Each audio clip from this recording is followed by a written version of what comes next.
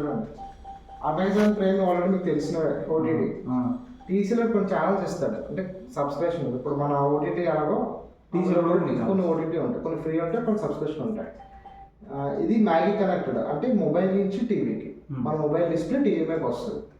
ఇది live TV. మీరు channel కానీ సెటప్ బాక్స్ కానీ డిష్ కానీ పెడితే లైవ్ టీవీ, లైవ్ టీవీ ఛానల్లోకి వెళ్తుంది. అది బాక్స్ ఇన్సర్ట్ చేసుకోవాలి. అంతే. ఇన్పుట్స్లోకి వెళ్తే బ్యాక్ సైడ్ మీరు పెడతారు కదా డిష్ సెటప్ బాక్స్, అది అది ఏవి అంటే 3 జాబ్స్. HDMI 1, 2, 3 అంటే మీరు ల్యాప్టాప్ కనెక్ట్ చేసుకోవచ్చు, సీసీ కెమెరా కనెక్ట్ చేసుకోవచ్చు, డిష్ పెట్టుకోవచ్చు. మీడియా ప్లేయర్ అంటే పెన్ డ్రైవ్, పెన్ డ్రైవ్ పెడతారు కదా, హార్డ్ డిస్క్ కానీ పెన్ డ్రైవ్ కానీ మీడియా ప్లేయర్లోకి వెళ్తారు. ఇప్పుడు మీరు అడిగారు కదా, సెట్టింగ్స్ లోకి వెళ్తే వైఫై కనెక్షన్, సౌండ్, పిక్చర్ అన్ని అందులోనే ఉంటాయి. మీరు పిక్చర్ సౌండ్ బ్రైట్నెస్ కాంట్రాస్ట్ మార్చేసిన అవసరం లేదు.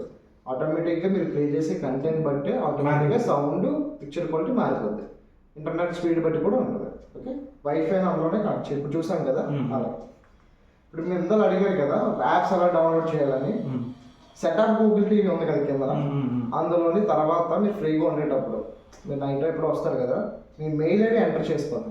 ఓకే, మెయిల్ ఐడి ఎంటర్ చేసిన తర్వాత సెటప్ గూగుల్ టీవీ యాప్ అన్ని డౌన్లోడ్ అవుతాయి. మెయిల్ ఐడి అయిపోయిన వెంటనే మీకు 0 to 100 లైన్ వస్తుంది, డౌన్లోడింగ్ లైన్. కంప్లీట్ అయిన తర్వాత మీకు ఒక ఇది ఉంది కదా, మెనూ అంతా మారిపోద్ది. గూగుల్ టీవీ సర్చ్ బోర్డ్ వస్తుంది, మీకు అర్థమైపోద్ది. ఆ సర్చ్లోని యాప్స్ ఏమైనా డౌన్లోడ్ చేసుకోవచ్చు, అందులోనే చేయాలి.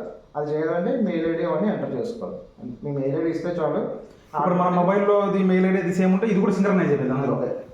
అంతే. హలో, అంతేనండి, ఇంకేం ఉండదు. రిమైండర్ ఇంకేం అవసరం. ఎన్ని చెప్తాను తీసుకెళ్ళాలన్నా, వదిలించుకెళ్ళగా నువ్వు